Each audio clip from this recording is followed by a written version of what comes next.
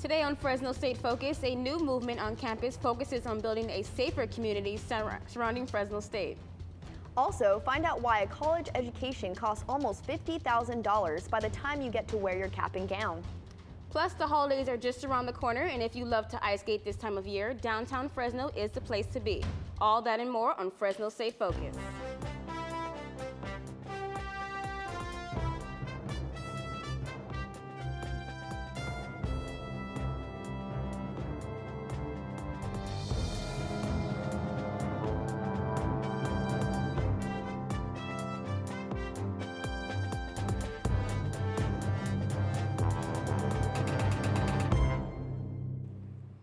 Hello and welcome to Fresno State Focus. I'm Jody Parkinson. And I'm Tia Vance. Alumnus Bulldog Ryan Steiner ran for a cause, the Autism Center here at Fresno State. Steiner's journey was a more than 200-mile trek from San Francisco to Fresno. He crossed the finish line at the amphitheater on Saturday with the community there to welcome him. His biggest supporters, his parents, awaited him at the end of the finish line. And so at the end of the day, it wasn't extremely difficult because I thought of all these people at the Autism Center, Mary Castro, and then the kids that sponsored me in second grade, Lincoln Elementary, and that just kept me going. Steiner has raised $10,000 for the Autism Center so far. Visit GoFundMe.com/22222. That is 5 2s to make a donation. ASI is proud to have been one of the leaders in the revitalization efforts to help build a stronger and safer community surrounding Fresno State for students. Being one of the most popular student movements on campus, their goal is to promote safety through many service efforts.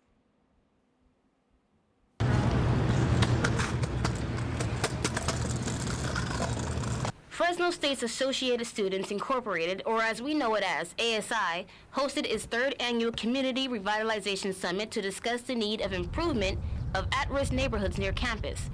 With all the crime in the area, the focus has been set on efforts toward improving safety, more in particular in the El Dorado Park area. Volunteer and program coordinator Ashley Rocker tells us why El Dorado Park has been chosen for their revitalization efforts. About 10 years ago, the neighborhood got a reputation as a bad part of town because it went from student housing to low-income families. Many students have expressed their frustrations about the crime they've seen happening in the area. The overwhelming student support for a better community and environment convinced ASI it was something students cared about. ASI President and CEO Moses Menchaca tells us future service efforts they want to utilize for this project. We're hoping to expand on his mentorship.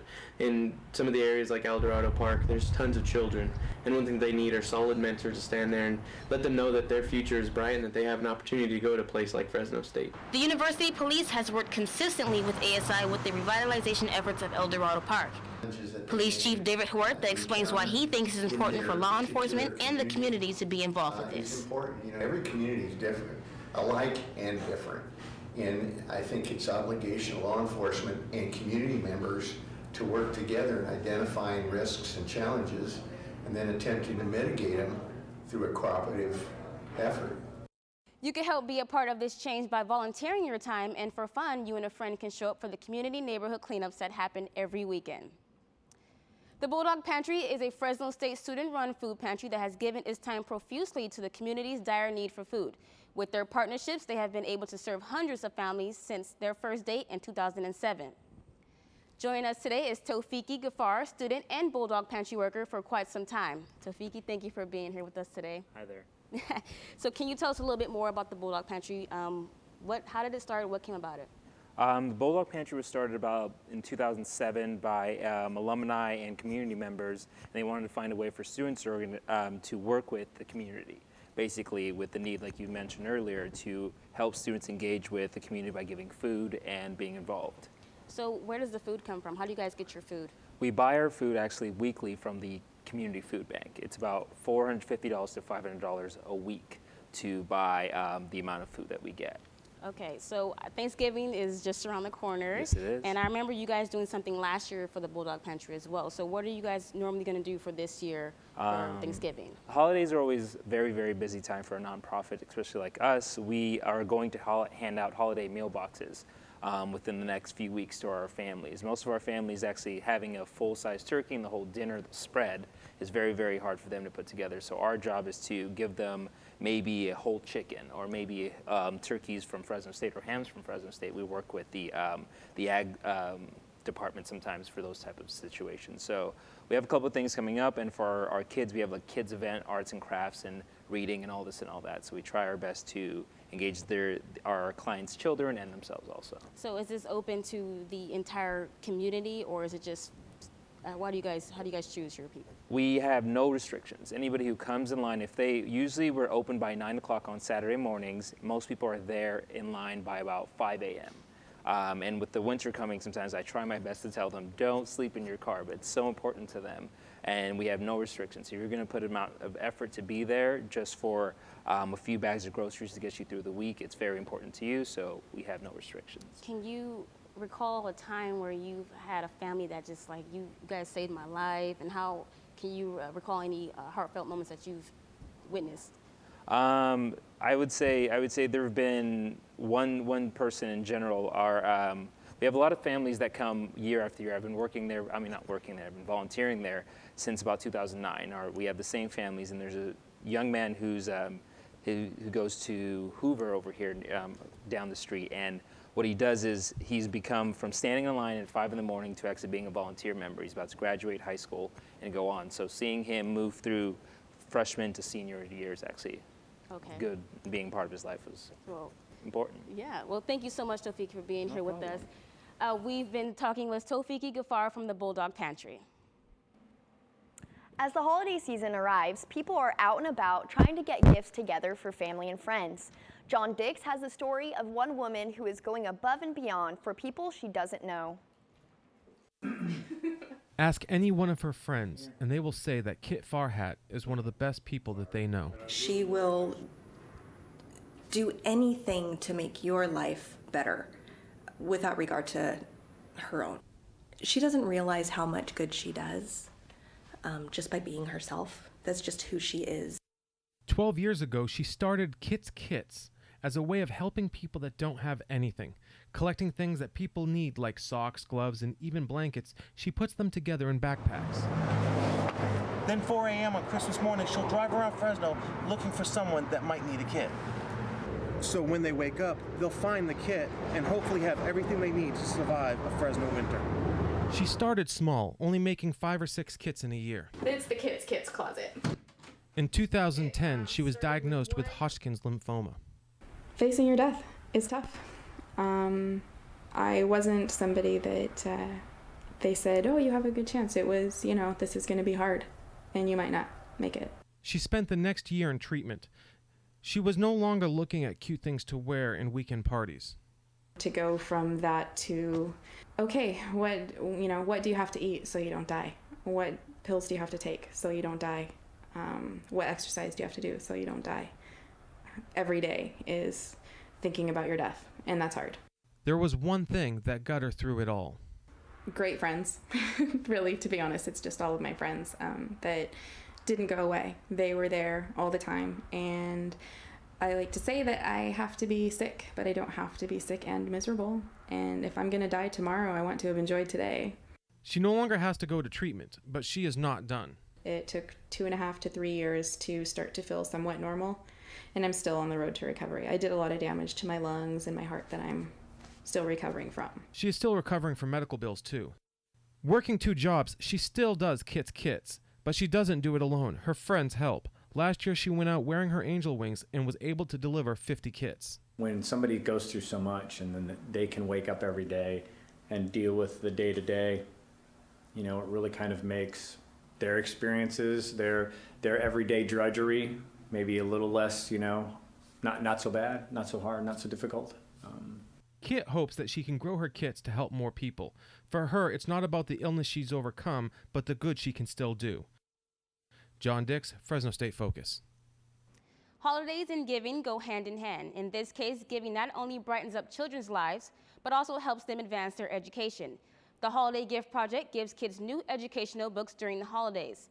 This project is sponsored by the First Book program here at Fresno State. Kids of all ages receive books that fit their reading level. Community Partnership Coordinator in the Richter Center, Tricia Stunt, says this program does more than just give. No matter how much we get, it's still books that the kids wouldn't have. So that's the thing too, is it doesn't matter how little it is, it's still a lot of books that these kids get that they may not have had before. This year, Autism Center at Fresno State will receive the donated books. Stunt says every year a new agency is selected. By simply donating $10, you are providing 4 new books. Make checks payable to First Book, 5241 North Maple Avenue, mail stop TA 120 Fresno, California 93740. Coming up on Fresno State Focus, a program meant to engage alumni with the Fresno State community might also benefit students. Plus, downtown Fresno's ice rink opens soon. Find out when we come back.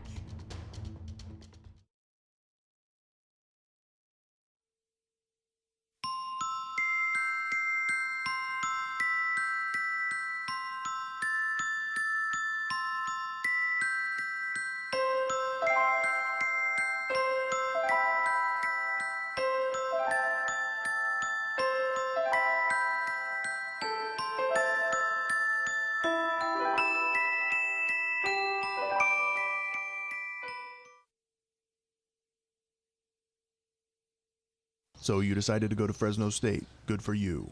But you were too insecure to show Fresno State pride? That's a problem. Because you never bothered to show pride in your school, you are shunned by other students. Professors can smell the stench of impending failure on you and take no pity. Even the mass communication students agree you have no future. But all of this could have been avoided if you simply showed your pride for Fresno State. I am Fresno State. Fresno State pride. Show it or face the consequences. College students are always looking for ways to network, and Fresno State's Discovery program might be the way to do it. Angela Sasaki tells us about a student who joined the program to help reconnect alumni with Fresno State again, but ended up being offered a job in the process.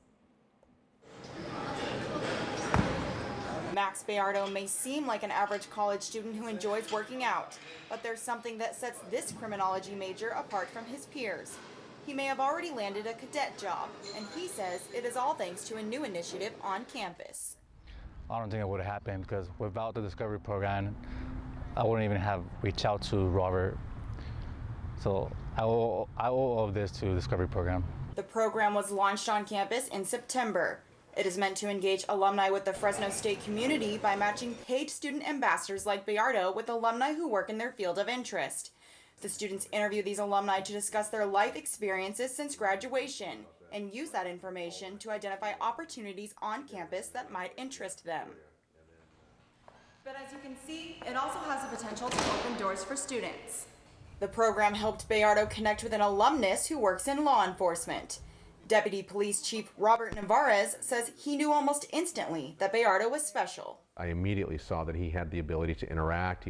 He didn't appear very nervous. He seemed very at ease in his own skin. And I think that's an important quality for any potential police officer to possess. And for me, I sized that up pretty quickly within about 30 seconds of him walking through my door. Matthew Schultz is the Assistant Director of Parent Engagement and Discovery Programs. He says Bayardo is the first in the program to get an opportunity like this, but that he certainly won't be the last. And if a student kind of stands above the rest in that regard through a program like this, then certainly I would expect that there's probably more of those kinds of situations that'll come in the future. Navarez says if the hiring process goes well, Bayardo will start working for the Fresno Police Department in December. I just feel like not everybody gets this opportunity to get an education, to get internships. So if I'm given that opportunity, I want to make the best out of it. And he credits the Discovery program for giving him the opportunity. Angela Sasaki, Fresno State Focus. Internships can really help get your foot in the door when it comes to jobs. Today, KC24 photographer Julian Paredes joins us. He once interned for an amateur basketball team as a photographer, and now he is working full-time at the KC24 station. He is here to give us a little insight on the importance of interning and giving time to others. So Julian, can you tell us a little bit about why it's important to intern first for yourself? What kind of benefits do you get? As far as my personal experience, I interned for a local basketball team called the Fresno Griffins. And it was kind of like my first experience, kind of like working in someplace professional. It was it was very interesting, only because like I was still very much new to photography and videography, and like, you know, just kind of like they had a lot of expectations of me. I almost feel like I wasn't ready. But that's fine, because internships, you know, there's kind of like no, you know, you can make your mistakes and it's fine. You know, there's really like no stakes at it. And that's kind of like the biggest benefit of internships, is that you can kind of make mistakes and, you know, it's okay, and you can kind of learn a lot, and it's a really good opportunity to learn. And that's really what it's all about. It's just learning and kind of finding your niche, because like through that internship I found out I actually really like sports photography and sports videography and camera work like that. So like kind of like I can see myself doing that in the future, and kind of like when you do your internship, that's something that you should do. Just kind of experiment, try and do a little bit of everything, produce, anchor, whatever, and just kind of learn. Right, so those are some of the benefits for you. So what would you say is the benefit for companies, businesses to keep having internships? Well, I think there's a lot. I mean, I know like at KC24, the assignment desk editor, or one of them at least, his name is Zach Kramer. He's kind of sort of my boss. He kind of sends me everywhere. He's 21 years old, and he, like, you know, he's just a kid, like, just from Fresno State, and he kind of got that gig just pretty much from an internship. So internships are opportunities, and if you work hard and make yourself noticed, kind of do the things that kind of nobody else really wants to do, people are going to notice that, and it might even turn into a job. Like, I know, like, from my own experience, like, a lot of people, like, you know, some people that, you know, you might have heard of, like Megan Roop or Ursuline Gallardo, they've gotten jobs through internships. So, like, just if you do something to make yourself stand out, you're going to get noticed, and, you know, the company themselves will get a pretty cool employee. All right, so really quickly, so why did you choose Fresno Griffins as your internship? Is it solely for the photography experience, or? Honestly, it just sort of came to me. Like, there was like an internship fair here at Fresno State. I just kind of walked around, shopped around, see what I liked, and the kind of opportunity just sort of presented itself, and I kind of ran with it. And I feel like that's kind of like any sort of opportunity that you have, that's kind of what you have to do. Okay. So there you have it from Julian Paredes. Julian, thanks for telling us a little bit about your interning experiences and offering some advice to those looking for the right internship. It was not too long ago that a semester's worth of tuition at Fresno State was around $1,500. Now in the fall of 2014, it is close to $4,000. Kylie Shea Aldridge tells us why students are paying more and if they are even benefiting from it.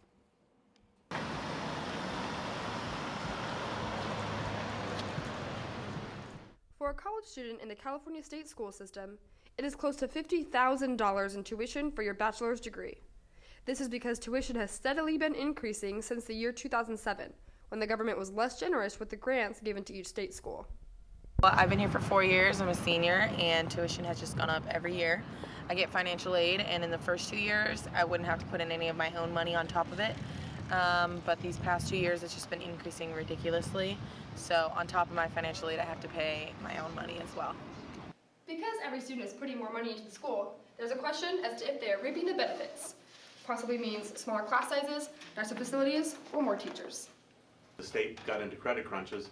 They were giving less and less to the colleges to pay for the education of the students. And obviously costs go up, and as the costs were going up and the appropriations coming from the states going down, you still had to cover the difference somewhere. There was furloughs and pay cuts back in, I think, 9 and 10, and then there hadn't been any salary increases for 7 years. We now know that the amount of staff and their pay has been what is the most affected, alongside the students who have to deal with the increased tuition rates. Furlough days and less staffers was how the school system dealt with their lack of money. I love my job here at State, and I love teaching classes here. It's a great environment, but it's hard knowing that I could get paid a much better salary somewhere else. There is no doubt that the students are not benefiting from these tuition increases. It is a simple matter of the government not giving as many funds. Therefore, it is in the students' hands to help keep the California state school system alive, which is why there has been a 5% increase in accepted students in order to cover fees. Kylie Shea Aldridge, Fresno State Focus. And now it's time for your evening weather update with Fresno State Focus reporter Marina Menas. It's finally starting to cool off. It is. It's getting like low 70s and high 60s. Yep, that's about the weather for the next week. Yeah, and we'll see a little bit of rain maybe at the beginning of next week. I kind of miss the rain now. Yeah, I do too.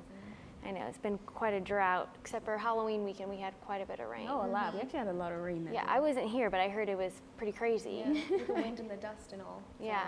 Very crazy. And today's pretty hot. Yeah, you know, it is. So especially warm. I'm not liking it for November. I know, I had to take off my sweatshirt, but this is a shot I took earlier from Fresno State by the water fountain, and as you can see, it is clear skies and really sunny today. And I don't see any clouds, but today our current conditions are 67 degrees with humidity at 50%, and the winds are, there's a small breeze at 4 miles per hour. And then tonight we have, it's gonna cool down to 54 degrees with a half moon. And then later in this week we see Thursday, tomorrow it's gonna be mostly cloudy and 67 degrees. And then Friday we see the sun pick up a little bit. And Friday and Saturday is gonna be 69, 68. So it's gonna be a warmer weekend. And then Sunday we see that it's gonna be partly cloudy and 20% chance of rain, and we hope to get a bunch of rain that day. And then Monday, Tuesday, and Wednesday it's going to be 70, 69, and then 65 degrees. So it's going to be a warm week next week so far. No snow yet, I'm assuming at China Peaks, and there's not much rain.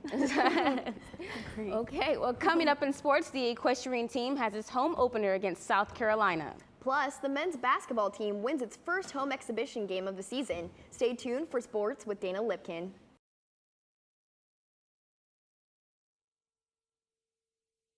I am, and always will be.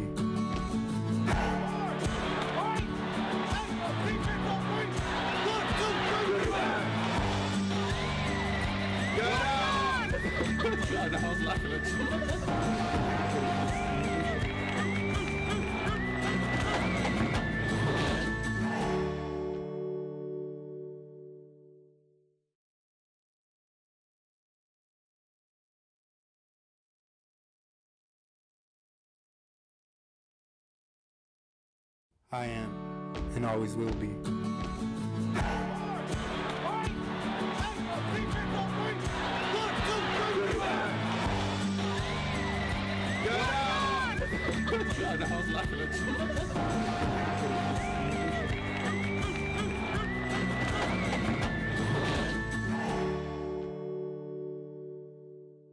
Fresno State's women's equestrian team makes up a majority of the women athletes on campus. The team carries 29 girls, with 13 of them competing in the hunt seat and 16 competing Western. The equestrian team had their home opener on Friday. The girls competed against University of South Carolina. The judge of the competition, Gardner Powell, explained what she was looking for in the competition. So it's judged on the seat, hands, guidance, and control, of course, of the rider. But they have to negotiate a course of, in this case, 10 obstacles. So if you have a perfect position and you just sit there like a robot, then you may not be able to negotiate the course. Powell also explained that she was looking for riders who were confident, which could be a challenge because the opposing team is riding horses that they are not used to riding. Fresno State fell to University of South Carolina this weekend 13-6. In the hunt seat, the Dogs lost 8-2, and in the Western seat, it was close. However, the Dogs lost 5-4. Speaking of women's athletes, the Fresno State softball coach has recruited a transfer player from Georgia. She has been named on the top 100 athletes in the East Bay and was a captain for the USA softball team. Here with us today is Malia Rivers. Thank you for joining us today, Malia. So how long have you played softball for? I've been playing softball for as long as I can remember. I think it didn't actually get serious until I was about 8 when I joined my very first club ball team. So that was when it started to get competitive. Okay. And when did you know that you wanted to play at a collegiate level? Since like 3rd grade, I think, is when I was actually like, okay, I want to go and play for college and I want to go take this serious. Okay. Excellent. And can you describe the recruiting process to be a collegiate softball player? I know that they start recruiting at like when you're a young age and stuff, right? Like how young do they start and what's the process of that? My process was a little bit different from everyone else's. I actually started getting looked at when I was about 14, 15, my freshman year of high school, is when I actually verbally committed the very first time. I verbally committed to Stanford when Coach Ford, our coach now, was there. And then about my junior year, she left Stanford, and so I didn't want to go there anymore. So then I started looking again, and I got in contact with Minnesota, so then I verbally committed there. And then I think about my senior year, right before signing day, I got in contact with Georgia, and I committed there, and then I transferred here. Alrighty, and I know your dad was a football player here at Fresno State. Did that have any impact on your move to Fresno? Was he excited about that? How did he feel? He was actually really excited when I told him I wanted to come here. That played a huge part in it. I wanted to be able to come home and be more familiar with where I was, and then me moving here was like a big part, like with him, and then also with our new coach, our Coach Ford now, because I've always wanted to play for her. So. Okay, excellent. And what does it mean to you to be a Fresno State softball player? It means everything. I absolutely love it here. The girls and the coaches are so welcoming, and I feel so at home here. I just love it. Do you? Yeah. All right. Well, you play with our Kylie Shea Aldridge, correct? How is it playing with her? I love playing with Kylie. She is such a great teammate. She's so welcoming. She always puts the team first. She's actually helped me get acquainted with a lot of the girls here, and she's just someone that I can actually look up to, and she's such a great leader on our team. Excellent. Awesome. Well, thank you for joining us today. Here with us is Mallory Rivers. We've been speaking with her about Fresno State softball. All right. The men's basketball team had their exhibition opener against the Santa Cruz Slugs on Sunday in the Save Mart Center. Marvell Harris helped put the team ahead in the first 8 minutes of the game, scoring 9 of the 10 points. He explained how it was playing their first home game together. Just getting the feel for playing in a live game together. We had a scrimmage, I think, a week or two ago, and just getting up and down the court for a full 40 minutes and seeing what it's like to play each other for a real week game.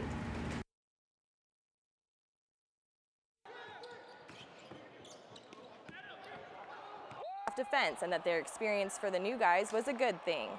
The next home game will be on Monday, November 14th at 7 p.m. at the Save Mart Center. That's sports. Back to you, Tia. Thank you, Dana. It's that time of the year again, and downtown Fresno has opened the outdoor ice rink. Fresno State Focus reporter Marina Menas went downtown to check it out.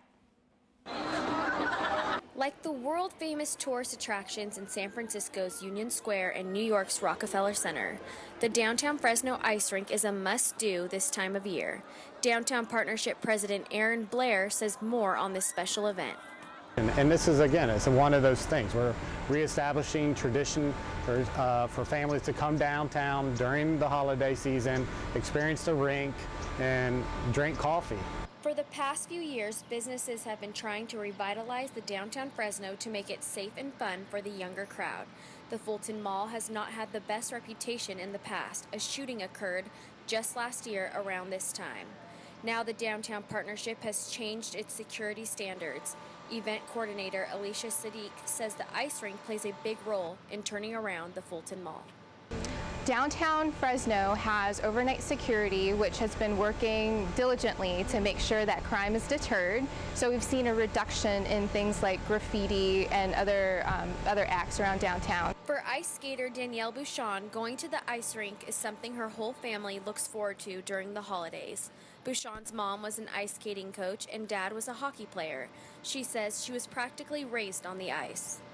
We go every year during the holidays. It's a family tradition because we all grew up, the whole family, ice skating, so we love going down there. With Thanksgiving and Christmas just around the corner, going to the downtown ice rink is the perfect way to get in the holiday spirits. They're open every day at 11 a.m. The ice rink opens tomorrow, November 13th, and runs till January 19th. It is located downtown in the Fulton Mall. Marina Menas, Fresno State Focus. I can't wait to go to the ice rink. I think me and Dana are gonna go, actually. Yeah, we were gonna go. I'm excited. I've never been to an outdoor ice rink. Yeah, I would love to ice skate. Yeah, Come with us. They have a new coffee shop there too. They were telling me about that. They open up late. Let's go. We all should. All right. Coffee and ice skating. Yep. We'll be back December 3rd for our final edition of Fresno State Focus. Learn about the history of Fresno and how the Tower District is making some positive changes. Plus, if you love music, tune in to see where you can find great places to shop for records, the vinyl kind. Also, we'll talk about religious diversity. Thank you for joining us. We'll see you December 3rd.